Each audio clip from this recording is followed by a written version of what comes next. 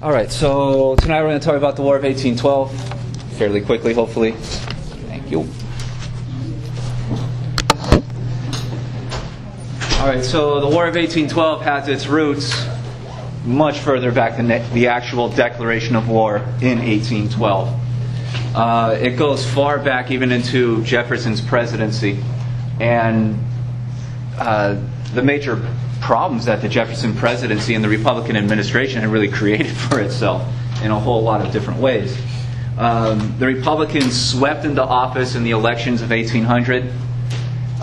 Jefferson not only won the presidency, but the Republican Party took majorities in the House of Representatives and the Senate.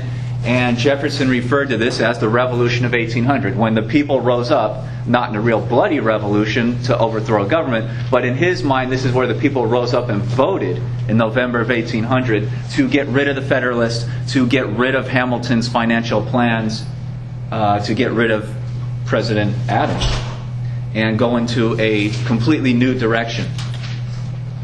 So Jefferson goes into office as the leader of the party, and he starts implementing his policy ideas and pushing them through Congress piece by piece by piece. So we talked about that pretty good amount of detail last time. The so-called Yeoman Republic ideology, the idea that Jefferson wanted this country to be built on the small-time landowners, the average farmer, the good, hard-working, moral, virtuous people of the United States, who literally put their hands into the ground and grow the food that society needs to survive. He thought that was virtuous, honest labor, and that those were the best people in the country. Those were the most trustworthy people. Those are the people who rose up in revolution to defend their rights against the British tyrants. So he very deeply believed in this system of thought, and he was very much opposed to the Hamilton economic scheme of national debt, creating national banks, international commerce, industrialization. Jefferson was directly opposed, and the Republican Party, as a result, was directly opposed to all of Hamilton's financial kinds of what historians call Hamilton's grand design, his systematic buildup of the U.S. economy through his own vision. So Jefferson goes into office, and piece by piece, the Republicans start repealing or taking apart Hamilton's financial schemes.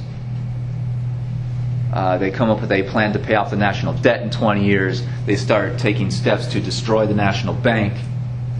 They dramatically reduce taxes, internal taxes within the United States. They dramatically reduce the size of the U.S. military, Army, and Navy. And after about 4 or 5 years of Jefferson in office and the Republicans implementing most of his ideas in Congress, his ideas are dominant. And for the long term, the problem is that the United States, militarily and financially, has been weakened. The United States will not have the military or economic power to push around other countries in the world. Much the exact opposite of today. The United States today is the military and economic dominant power of the world, and pushes other smaller countries around almost at will on a constant basis. And all you have to do is read the news on a daily basis, and you get a pretty good understanding of that. Back at this point in the early 1800s, the United States is a third-rate power. The real powerful countries of that time, Britain, France, Russia, Austria, Spain, looked down on the United States as a country that's easy to victimize. So even as the Jefferson administration is implementing this program and changing the United States internally, tax-wise, economically, militarily, one of the very interesting things about this period, in the exact time that the Jefferson administration and the Republicans are doing all this stuff, there are major events going on in Europe that shifts the balance of power in Europe very dramatically. And probably the biggest event is the rise of Napoleon in France.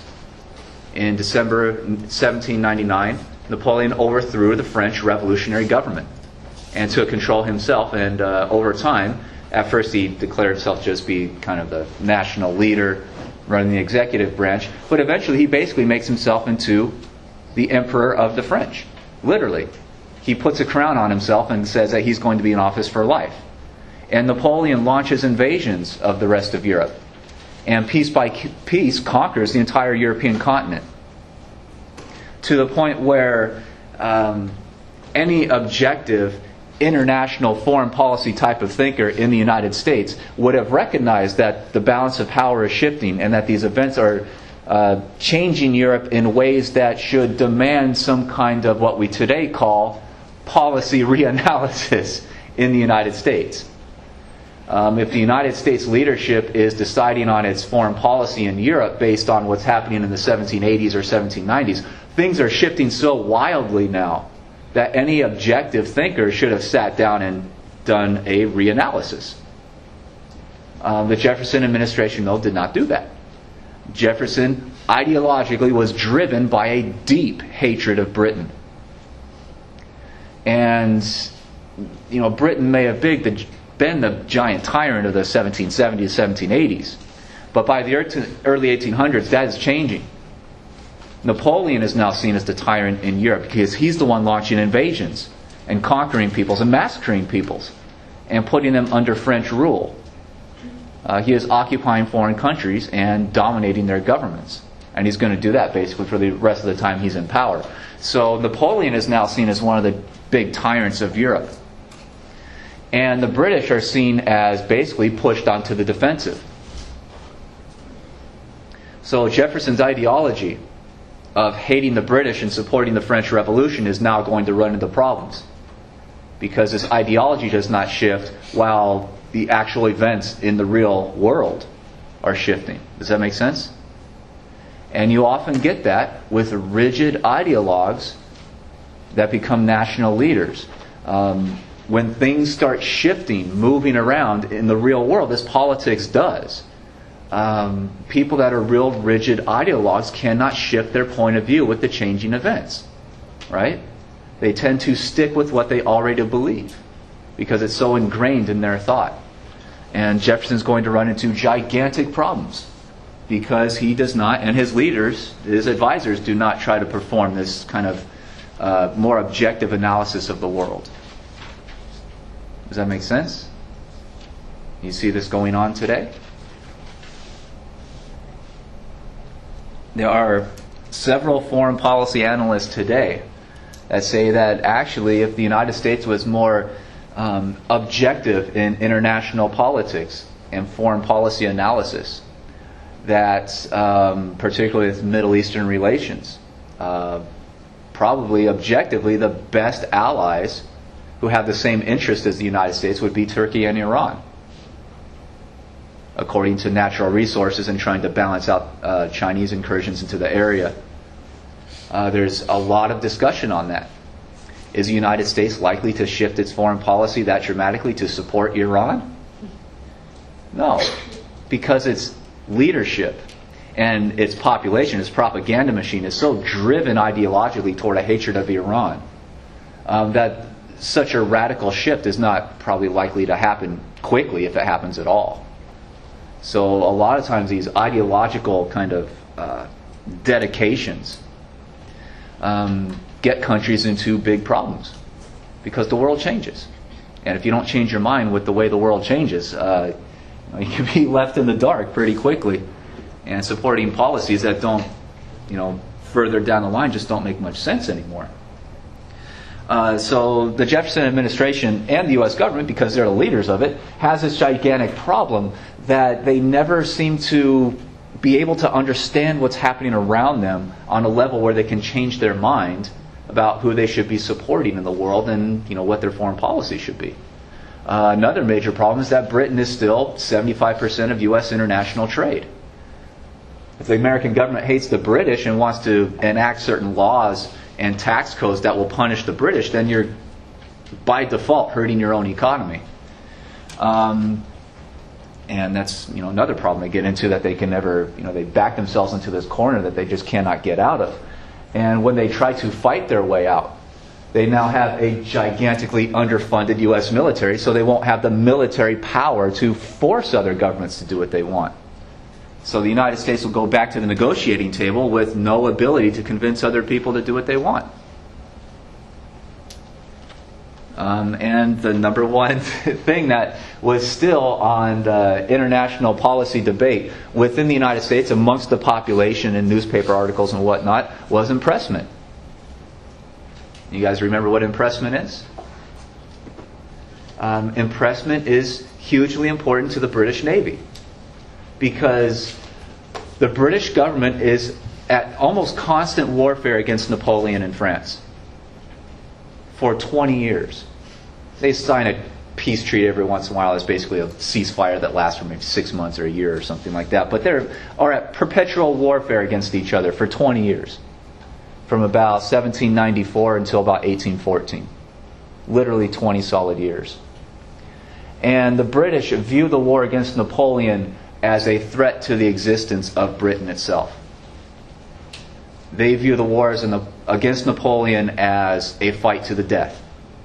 Only one country is going to come out of this alive. And that's going to be either Britain or France. That is the British worldview. And they're very correct in that worldview. Napoleon tried to invade Britain directly a few times and just never worked out for him. But Britain is an island, so when they think that they're constantly under attack, they build up their navy for self-defense, which is a logical thing for islands to do. In building up the British Navy, they build a whole lot more boats. They need a lot more sailors. So the British Navy literally travels around the world looking for any British guy that's on a boat that they can basically draft into the Navy. And the British Empire is spread all over the world, from India to the Caribbean islands to, by this point, even going into South Africa. So it is literally almost everywhere on every continent. The British Navy is traveling all over the world, literally, taking anyone in who looks like a British citizen, who speaks like a British person, and drafting them into the British Navy just to get enough sailors to fight this war against Napoleon. One of the major problems is that they often kidnap these guys. They would go into bars when sailors were drinking, and you don't want to get drunk in certain places, or else you wake up on a British naval boat a few days later, out in the middle of the ocean, and you can't escape. So oftentimes when a kind of young British man traveling around is interviewed, nice way to put it, interviewed by British naval officers, the best excuse that a lot of these guys could come up with to try to escape the draft was to say that they're American. They're not actually a British citizen. Because if they say they're American, they're a citizen of a different country, they cannot be drafted into the British Navy. Does that make sense? Problem is that a lot of British people are doing this to get out of the Navy, to get out of the draft. And remember, this is only 20 years, give or take, after the American Revolution ended. So the language ties are still very similar. Americans still spoke with a British accent in a lot of places. So, of course, you have a lot of British-sounding people saying, no, I'm American, and the naval officers don't trust them, so they arrest them, throw them into the Navy. The problem is that they were also taking in actual American citizens into the British Navy, which tended to anger the American population because, this is the brothers and the sons and the nephews and the fathers of a lot of American citizens. So this is very controversial in the United States, and, a lot of American people are angry, so they write letters to the president, they write letters to their congressmen, and say, what are you going to do about this? This is illegal. Go to Britain, tell them to stop it. And this is a giant controversy, and it's a huge problem for American foreign policy. Because you have a popular demand on the government to do something, so Jefferson is going to send ambassadors to Britain to try to get a treaty where the British will admit that this stuff is wrong. They're going to try to stop doing it. But the Americans have no power to force the British to stop. They don't have much of an army. They have almost a non-existent navy. So how are you going to force the British to stop doing this? You don't have the strength to. It's like, writing a nice letter to someone and say, please stop stealing my car. Please stop breaking into my car in the middle of the night. You can put that on your windshield or something. Is that actually going to stop anybody? No. What do you have to do to stop people from doing that? Go outside with some force, right? In the dog-eat-dog, horrible kind of world that we live in, some people are jerks enough where the only way to get them to stop is to threaten them, right? And the United States doesn't have much of a threat against Britain. And the British know it. So when the American ambassadors come to negotiate, the British just don't really give in on anything. They'll give in and say, yes, we'll try to make our impressment laws a little bit more systematic so that if we do accidentally take in some Americans, we'll try to figure out who they are and release them as soon as possible. But the British don't really give in to any American demands. And the bigger problem is France. So even as the American ambassadors are going to Britain, trying to negotiate with Britain to come up with some kind of solution to the impressment controversy, the British are not giving in. The very fact that the Americans are negotiating with the British angers the French, because the British and the French are going at it constantly. This is constant warfare.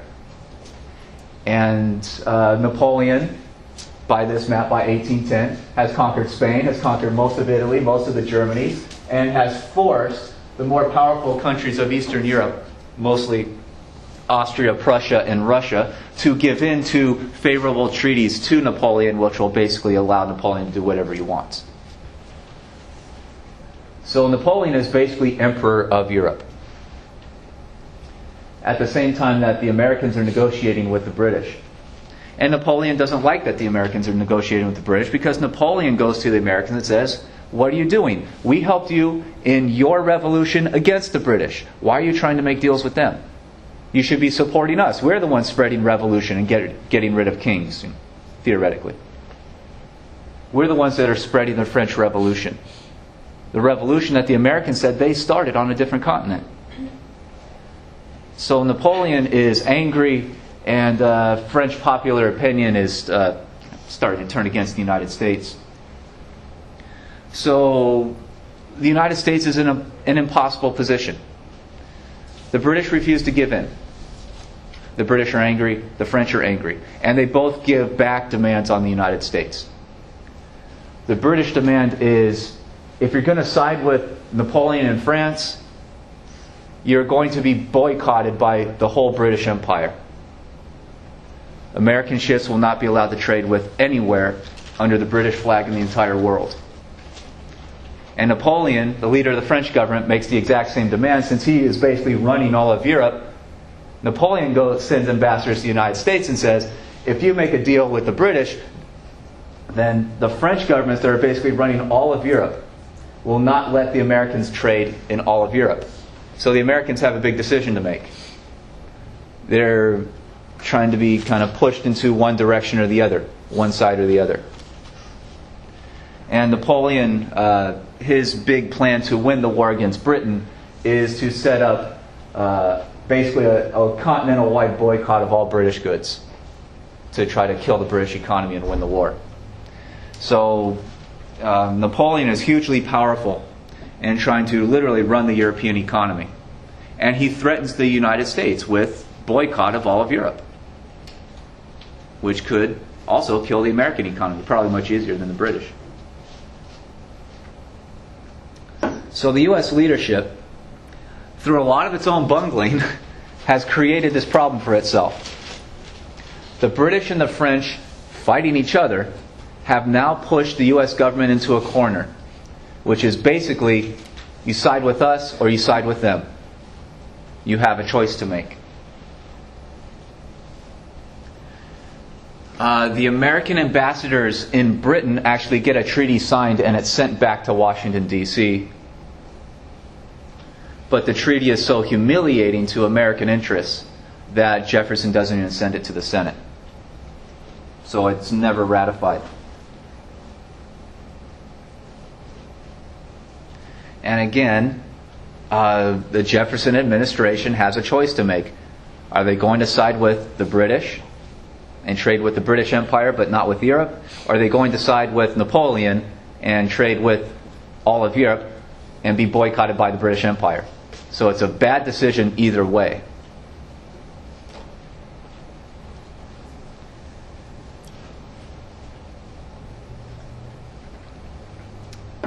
And again, any objective foreign policy or economic thinker probably should have sided with the British, because Britain is already about 75% of American trade.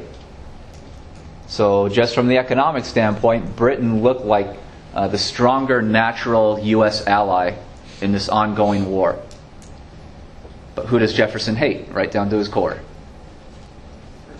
The British. Jefferson seems to have, in his own mind, never been able to fathom the idea of signing a real close treaty with Britain. It was just ideologically impossible for him. He is also very much angered that Napoleon is trying to push the Americans around. So he and his foreign policy leadership, especially Secretary of State James Madison, try to come up with some kind of alternative solution to it, to this huge, gigantic problem. And over time, Madison seems to have come up, or at least supported this idea and convinced Jefferson to force so-called embargo acts through Congress, which basically means the U.S. leadership chose neither side, which is going to be probably even more catastrophic than choosing either side. Choosing one or the other at least binds you to one. In doing this, they will bind themselves to neither, and the economic damage will be even greater.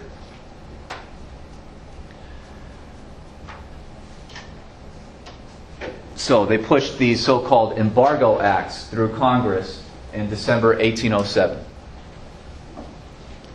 Does all this make sense so far? Yes. Questions about anything? Because I know it's confusing. It's kind of abstract. No, you understand everything. Okay. What does the embargo look like? Here you go. The embargo is the exact opposite of a boycott. When you boycott something, you refuse to buy, right? You refuse to buy from, if I'm boycotting Walmart or something, I just refuse to go to Walmart and give them my money. Does that make sense? Mm-hmm. The embargo is the exact opposite. You refuse to sell to somebody. Does that make sense? Okay, so that's what that term means. And this is literally a series of laws that demands that any American business or ship or captain that wants to go to Europe to sell something, so Britain or the rest of Europe that's run by Napoleon, needs to get the written permission of the President of the United States. And the reason they're passing this law is because the President's not going to give that permission. They want to stop trade with Europe as much as possible. That's the point. So the law says you have to get the written permission of the President, and the President isn't giving that permission to virtually anybody. And like anything else, you have to back it up with some kind of, usually in this case, since this is a business embargo, some kind of economic threat. So the threat, if you still travel to Europe without the permission, if you're caught, your business is basically destroyed. As a ship captain or a business leader, if you are caught going to Europe and coming back with European goods or something like this, you are kicked out of the custom houses of the United States, which basically means when you come into port to unload your stuff, and you have to declare how much you have and what you have on board and pay your taxes and all that, if you're found to be coming from Europe without permission, you are no longer allowed access to the customs house, which means you're not allowed to import any goods and sell them in the American market, which basically destroys your business, whoever you work for, or if you're the owner. So any business leaders or captains are debarred, which means banned from the custom house in American ports, which is a big, big, big threat that basically destroys their business and their economic livelihood. But that didn't stop people. Because just like today, if you can get there and get back secretly and smuggle in European goods, there's not much stuff from Europe floating around American society anymore, right? So it becomes rare. What happens to rare items? They cost more. They cost a lot more because you're breaking the law to bring it in, so there's not much circulating, or at least that the government knows about. Just like smuggling almost anything today. If you can get around the law somehow and bring in certain goods, if there's a big demand, and there's very little supply, you can sell that stuff for an astronomical profit. So a lot of ship captains and business owners still were motivated to try to get to Europe and bring back certain goods that were theoretically banned in the U.S. market. So a lot of ship captains are still doing this, which very much enrages the Jefferson administration because these people are breaking the law. And so many of them are breaking the law because they viewed this as a worthless law that's infringes on their rights and their business and whatnot. They tossed the law aside and didn't really care about it, so they break the law on a very constant basis, and the government is enraged. So they start ramping up not just the punishments, but the crimes. They increasingly define the act of going to Europe as a crime, and even the act of thinking about going to Europe, which is a difficult thing. Because the Constitution is supposed to guarantee freedom of thought, freedom of speech, freedom to write down stuff and have your papers be private without the government breaking into your house and reading all your stuff without a search warrant. When they start passing these third-level laws where the investigator can seize the cargo of any ship without any evidence, without any trial, that starts really infringing on a lot of people's constitutional rights. And when you start using the U.S. Navy or the U.S. Army to enforce these laws, people are thrown in jail sometimes for years, and people's private businesses are absolutely put into bankruptcy. So there's a lot of anger that is building up as a result of these laws because the population is outraged. When these things start going into courts and charges are brought against people for breaking these laws, judges start throwing these things out of court because they're obviously unconstitutional.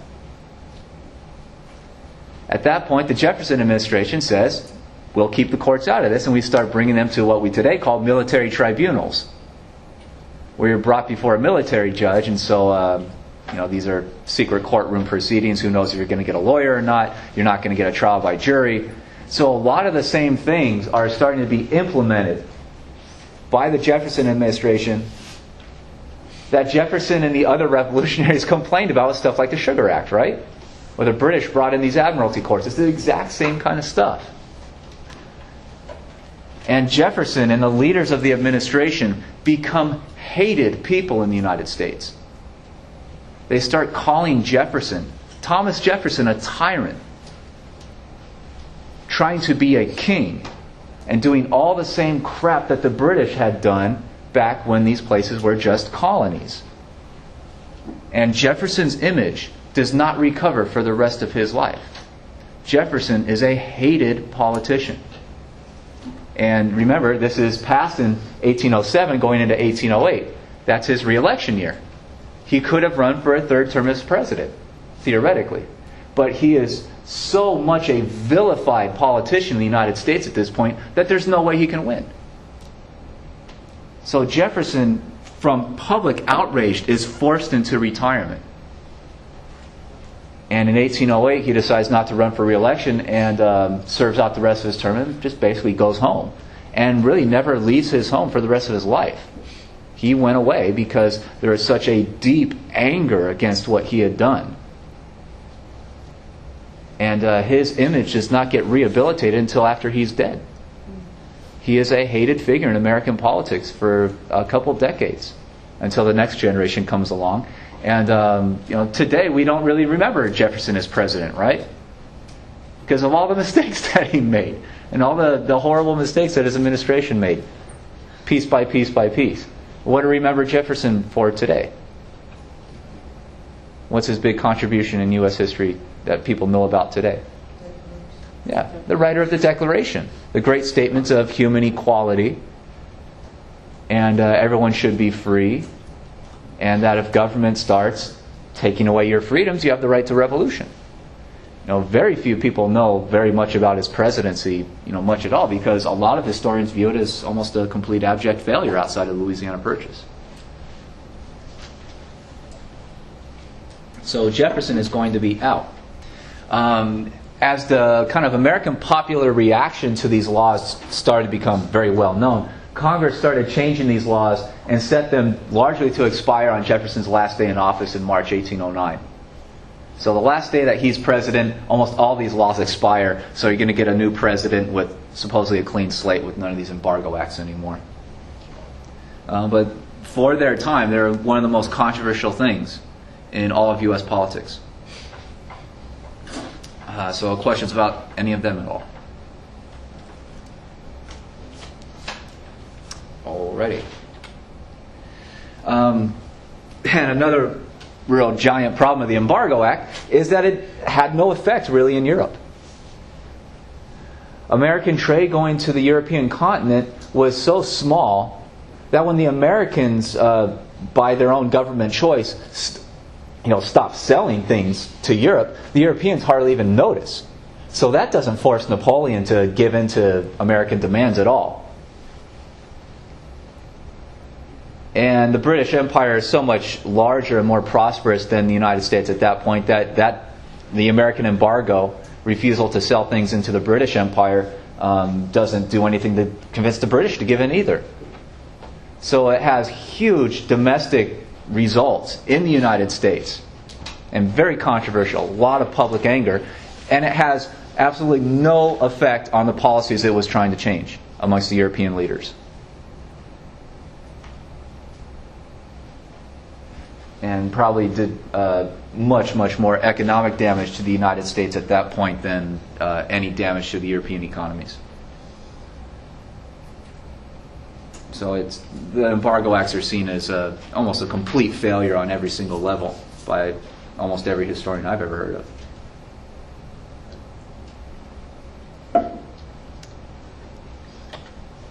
of. Bigger problem for Napoleon. By 1810, 1811, Napoleon has conquered all these areas. The bigger problem for Napoleon at this point is he had knocked out the Spanish monarchy and put one of his own brothers, a French-ish type person, as king of Spain. And the Spanish didn't really like that very much. So the Spanish started an insurrection against basically the French monarchy that was propped up in Spain. So there's a Spanish domestic revolution against French occupation. And that is presenting much bigger problems to Napoleon than anything the Americans were doing. The United States is a third-rate power at this point. So when you look at Napoleon fighting against Britain, think of it as like, two of these UFC guys that are basically mountains in themselves, fighting it out to the bitter end. They are the superpowers of that time. They are the behemoths of that time. And imagine what would happen if a little skinny guy like me climbed into that cage and said, I want to participate in this fight also. Do the two behemoths really give a crap what someone like me would say? No. So what do? They continue beating the holy hell out of each other until one of them drops. And whoever survives deals with me probably pretty easily, right? And that's exactly the military strategy in Europe. Britain and Napoleon go at each other until one of them drops. And then the winner goes off and deals with the U.S. later. And mops up the U.S. pretty quickly. So the British versus Napoleon battle is ongoing during all this kind of American attempts at changing things. But the United States is never powerful enough militarily or economically to force the Europeans to give in to U.S. demands. Another interesting thing about Jefferson is he desperately wanted to take control over what was then called the Floridas. And with Spain being conquered by France, if he had taken the opportunity to realign his foreign policy to be pro-British and anti-French, Napoleon was so distracted in Europe, Jefferson probably could have lined up a U.S. army and just invaded Florida and just taken it and had it. But he never is able to make that shift in his own mind. So the United States doesn't conquer the Floridas, as they were then known, for another couple decades. Eventually, or 15 years. Gets there eventually, though. So that's kind of one of the ironic things about all this. All right, so Jefferson is out of office. Jefferson did not run for a third term as the Republican nominee, so his Secretary of State, James Madison, runs for president and wins fairly easily in 1808. So James Madison will be the next president who has to deal with all this stuff. Another major problem of the Embargo Acts is that written into some of these laws, there is a threat against Europe saying if the Europeans don't give in, then, quote, war is the next step. So as a threat that if the Europeans don't give in to American demands, the United States will eventually declare war against whatever countries in Europe are still refusing. So that kind of starts the ball rolling toward a declaration of war eventually. And that, over time, and we're going to skip ahead a couple of years, from 1809 into 1810, 1811, late 1811, over time that idea of the United States isn't getting what it wants, so it should go to war, that idea snowballs, gets bigger and bigger and bigger, until by the end of 1811, President Madison's State of the Union address to Congress basically asked for, quote, preparations for war, without getting too detailed about what those preparations should be. So historically, it seems like Madison put the idea of getting ready to fight a war and declaring war on the doorstep of Congress, and that let Congress debate whether or not they should actually be doing this. The debate in Congress over whether or not to declare war goes on for, I think it's 17 days. So it's a big debate. Goes back and forth. It's estimated about a third of Congress were actual hawks, pro-war type thinking people who believed that war was the only way to convince the Europeans to give in. So after the 17 days, they do vote a declaration of war. And this is getting into January 1812. So it becomes known as the War of 1812, because that's when the declaration is given. The War of 1812 ends up being a very big mistake for the United States in a lot of ways. Because the United States will go to war with low tax rates, very little money, and a nearly non-existent military force. Which is probably not a good combination if you're going to go to war to be starting a war with.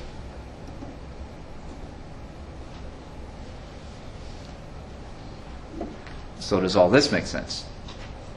Questions about any of that?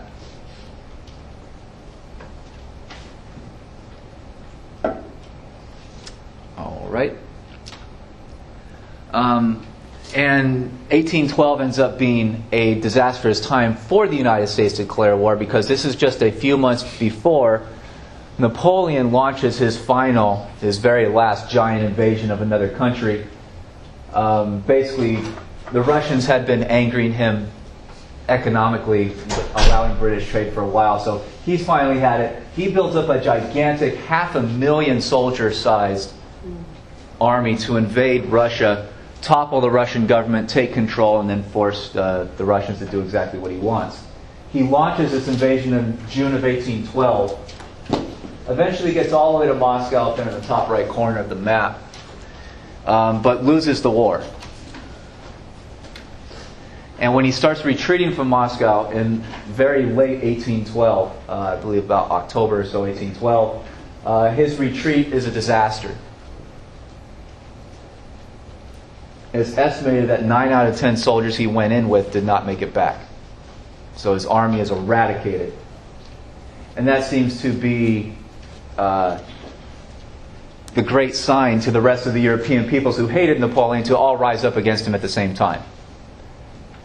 So Prussia, Austria, a bunch of the German princes, a bunch of the Italians, Russia, Britain, Spain, they all declare war against Napoleon at the same point, and as he's retreating, this is like his fall from power.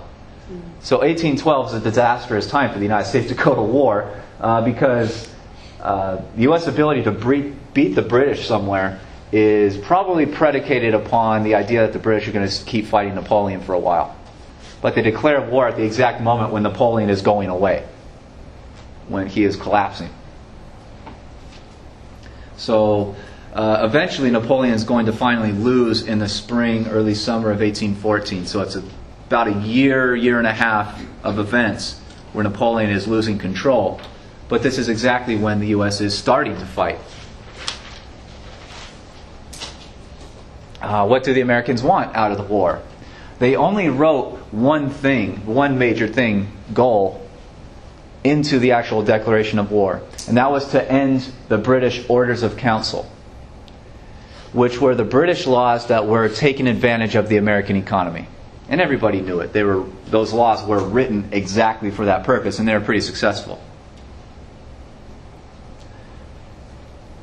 So in the declaration of war, they wrote, we're going to war because we want to force the British to end those laws, to get rid of them. There are several other arguments that are pretty big in U.S. society, none of which get written into the actual declaration. Number one is to force the British to stop impressment of American sailors. A long-term demand that goes way back into at least the mid-1790s. There's also an argument from the West that the British are giving money and weapons to native tribes in American territory, in the Louisiana Territory and Ohio, what is today Ohio, Illinois, Iowa. And that the British are encouraging these native groups to attack American settlers in the West. So that's a common accusation also. And there's a fourth idea, that the United States is a new country and has to really prove to the world that it is a powerful country and can stand up and be independent politically and militarily in the world, that it's not going to bow down to the British or the French or anyone else. So there's this idea that the Europeans have been humiliating the United States for years on end, so this war is going to be fought to show the Europeans that the United States can fight back and fight successfully and stand on its own 2 feet and be a powerful country in the world. So there's a lot of kind of secondary arguments going on within the American population, but the first one is the only one that Congress actually wrote into the Declaration of War.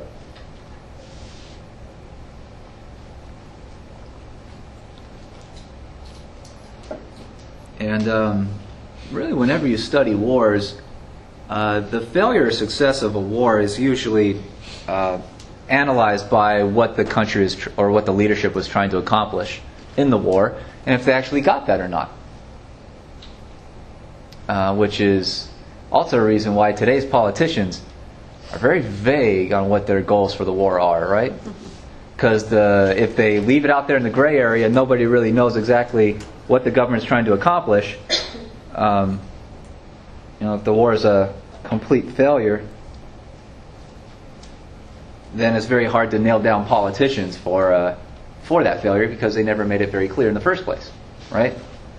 Politicians can often be very vague people, especially when they start talking about actual policies that they want to implement. Yeah.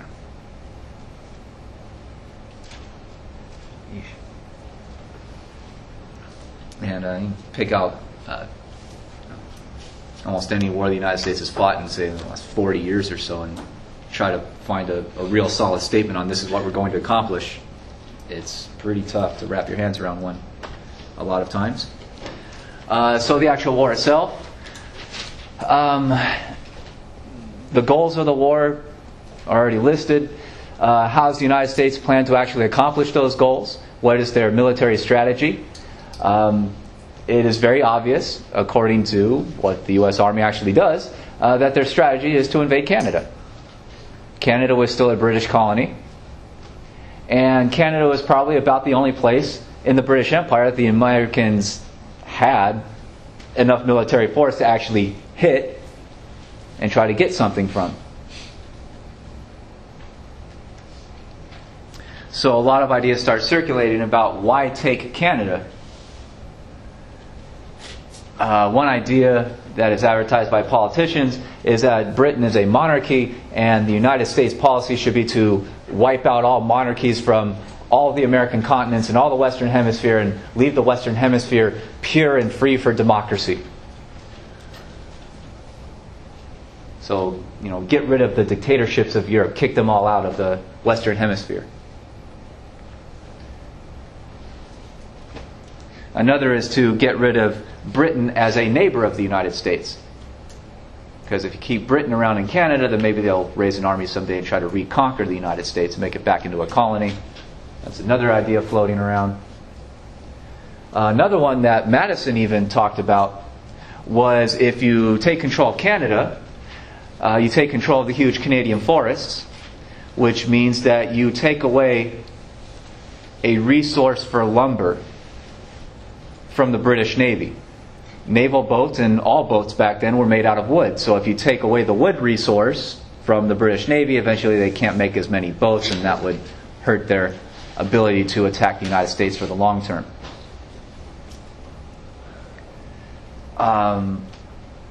One thing that a lot of people did not talk about was that the United States had always wanted to conquer Canada. Taking Canada goes all the way back to the peace negotiation demands that ended the Revolutionary War. That was one of the things that Benjamin Franklin wanted to get into the treaty. He wanted to take all of Canada and make it part of the United States also. So this is a long-term demand that goes way, way back in American foreign policy and will continue for at least the rest of this semester, going into the late 1800s, early 1900s. The United States leaders very, very consistently look at Canada as the next conquest.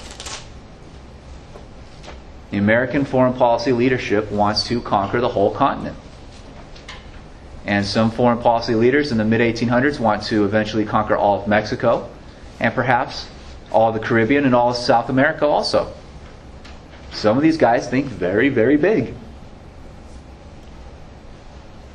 So that's a foreign policy goal that's been around for quite a while. And they come up with a lot of different ways of kind of justifying it here, but in a lot of ways it's a land grab.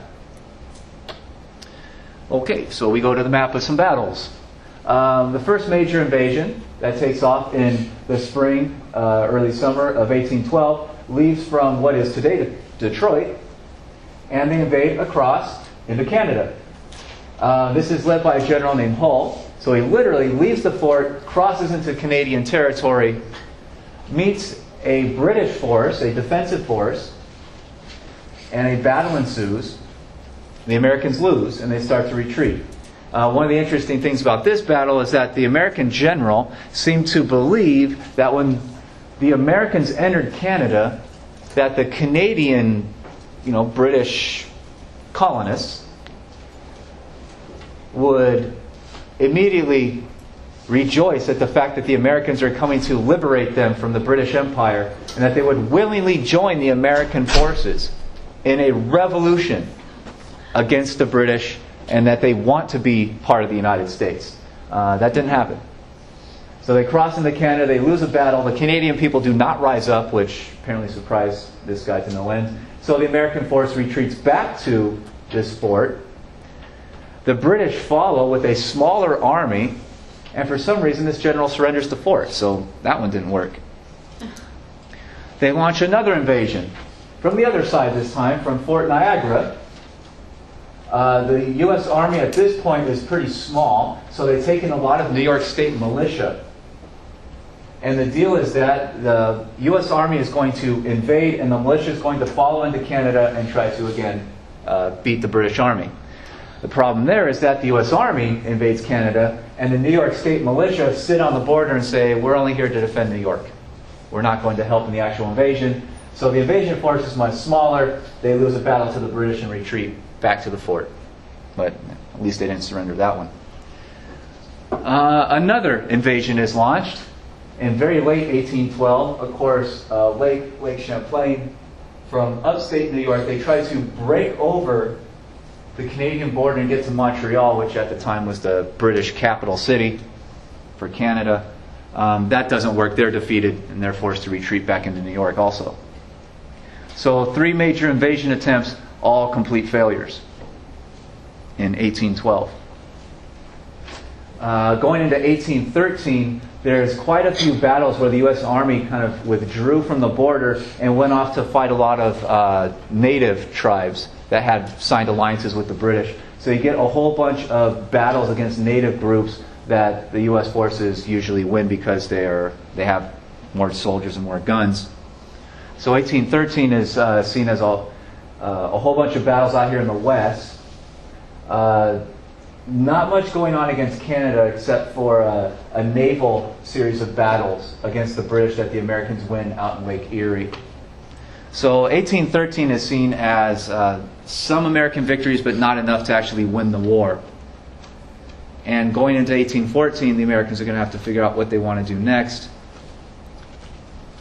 The problem is that by 1814, Napoleon is losing badly. And in the spring of 1814, he surrenders. It's over for him. Early summer, 1814. Napoleon is done. So at this point, the British have the time and the power to, now that they've taken out Napoleon, to focus on the skinny guy who crawled into the cage to fight and really mop up the Americans. So in summer of 1814, they start redeploying their troops from Europe that have been fighting Napoleon and start bringing them out to North America to fight against the United States.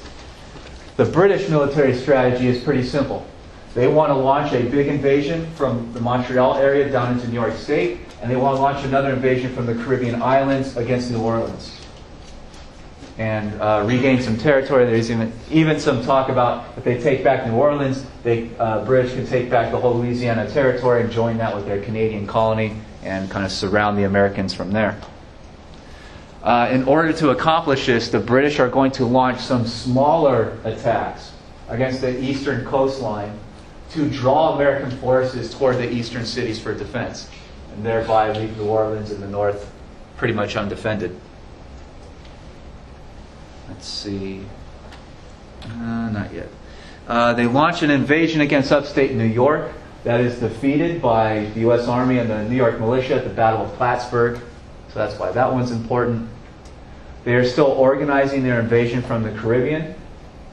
So they start launching their smaller attacks against the coastline. And actually the smaller attacks are far more successful because there just were not any U.S. military forces really in the area to defend some of the cities, including Washington, D.C., which the British invade, conquer, and burn to the ground, including the presidential palace.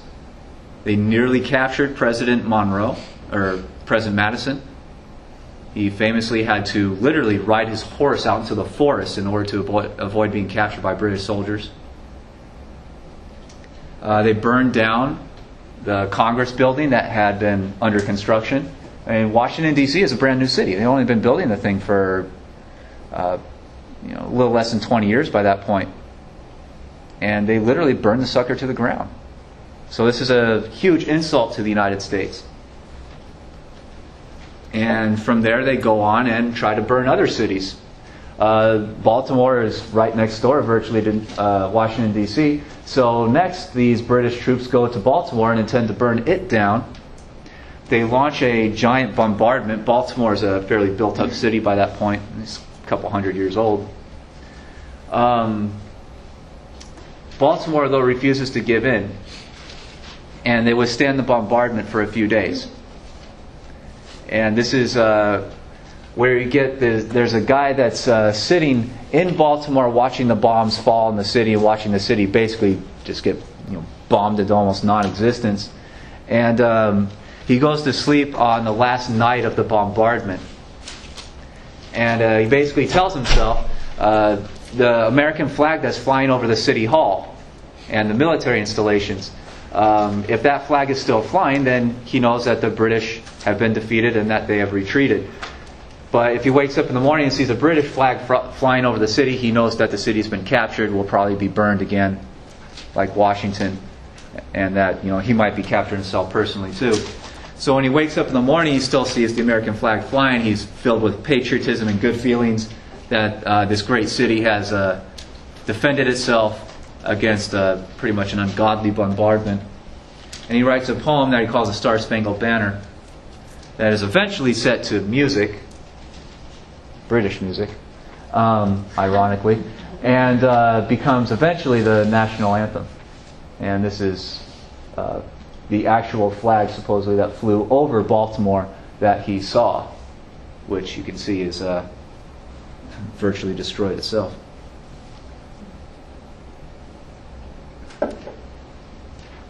So Baltimore survives, but many other eastern areas were very much destroyed.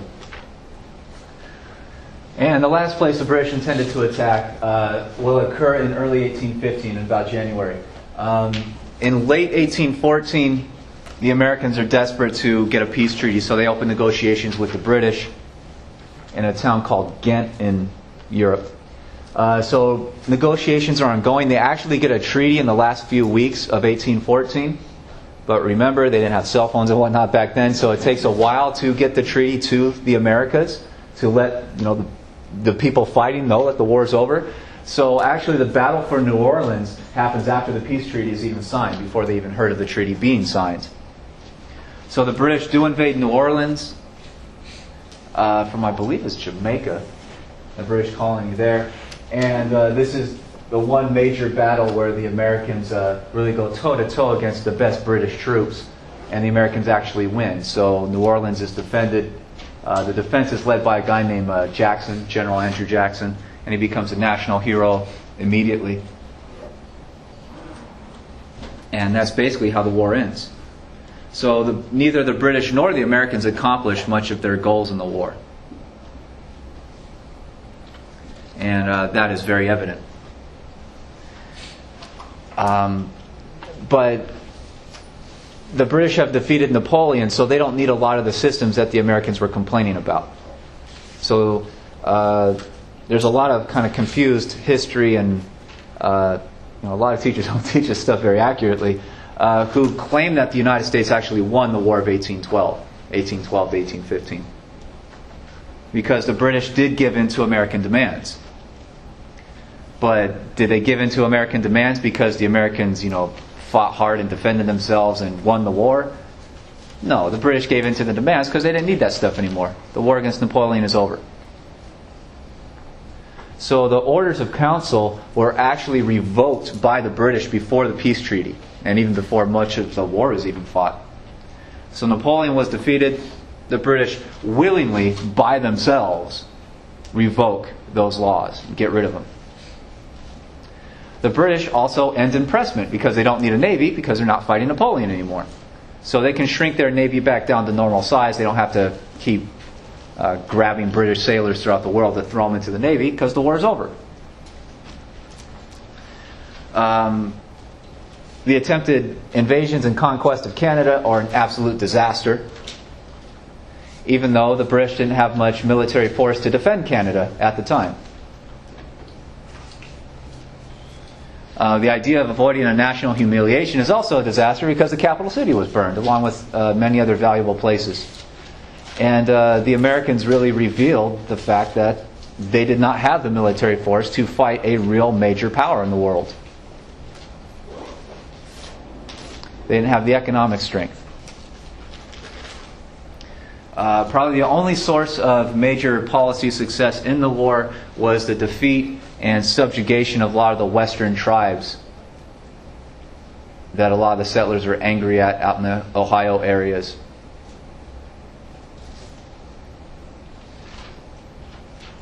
That is probably about the only major foreign policy accomplishment for the United States, is removing that threat against western settlers for the most part. I mean, there's ongoing fighting throughout the decades, but the Americans take pretty solid control of the Ohio Valley areas for the long term.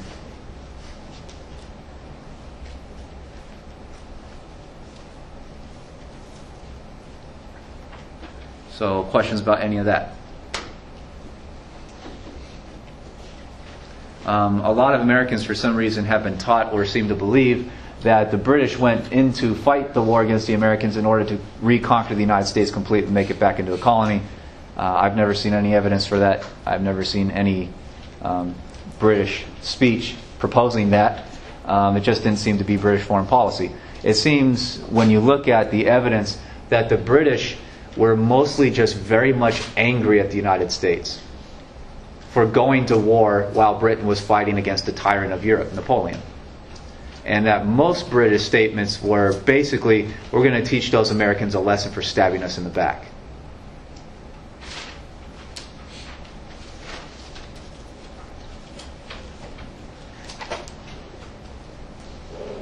Anything for the war? Anything you need to know? No. Okay. One more piece, and that is the end of the Federalist Party completely. The Federalists were a dying party, especially after the murder of Hamilton. Hamilton was their big leader, their big organizer, the kind of big grand thinker.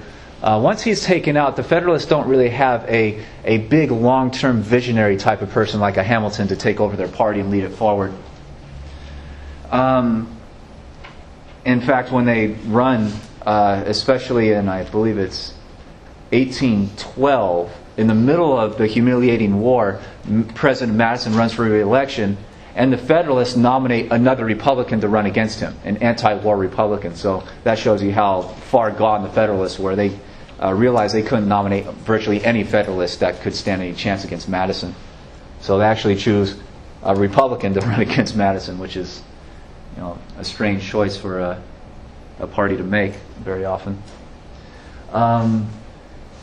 But there's also a longer-term question, especially in the Northeast, going all the way back to the early 1800s into about 1814, 1815. And that is the fact that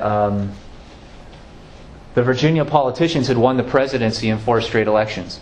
1800, 1804 under Jefferson. This is the map of the election 1800. And 1808, 1812 under Madison. And the southern areas had the largest populations. So they tended to have Republican support and therefore majorities in Congress. And a lot of New England citizens and New England politicians, where the Federalists, according to the map, have most of their power, are just always in the minority in the 1800s. So a lot of Federalist politicians in New England, like New York City or Boston, are so angry that they feel they can never get back into power that a lot of them, led by a guy named Timothy Pickering, throughout the early 1800s, over and over again, proposes secession. Literally, that the northeastern states should leave the United States and form a whole new country, because they're never going to get back into power. So Pickering proposes this idea and tries to unify a lot of Federalists who felt that they could never get in to lead the government anymore. Tries to unify them under a secession attempt again and again in the early 1800s. And the biggest one comes to the forefront in 1814, right at the tail end of this disastrous war, where the Americans are losing almost all the major battles, and even Washington, D.C. is being burned to the ground. So that, to people like Pickering, who want secession, seems to be the best opportunity to do it. So they gather a convention of Federalist and Northeastern politicians in Hartford, Connecticut, to propose actual secession from the United States. The secession attempt is largely killed off when a lot of those politicians don't want to make that kind of dramatic step forward. They feel that Pickering is untrustworthy. So it's a political cartoon of the time, which basically the question is, do the Federalists want to take this dramatic step or not? Do they want to break the country in half?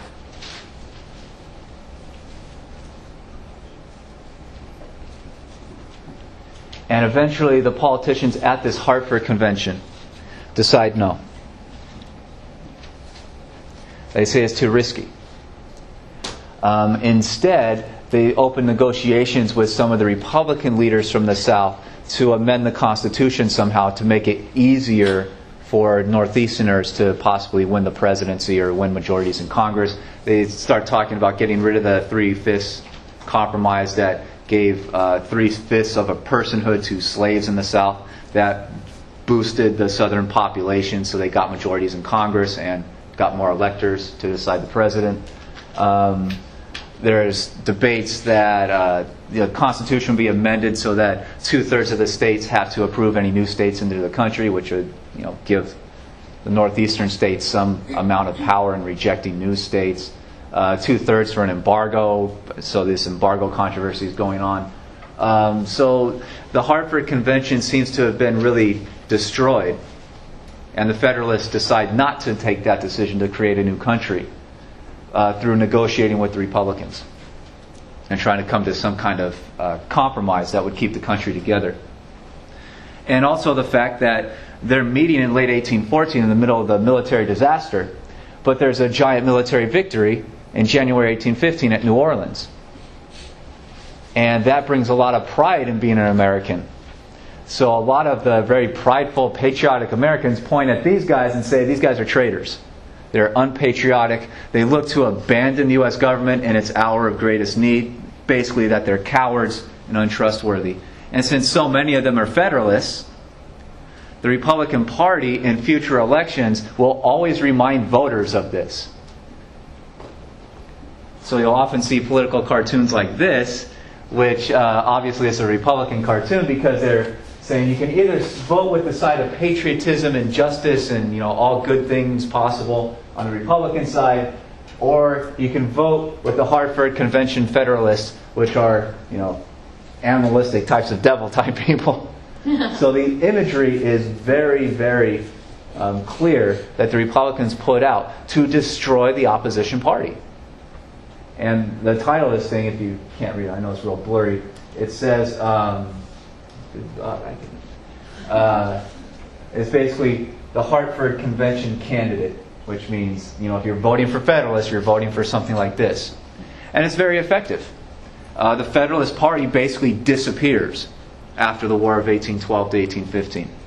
They lose so many elections that they just go into the Stone Age. They go into what many people call the dustbin of history. They are a forgotten party. They are wiped out.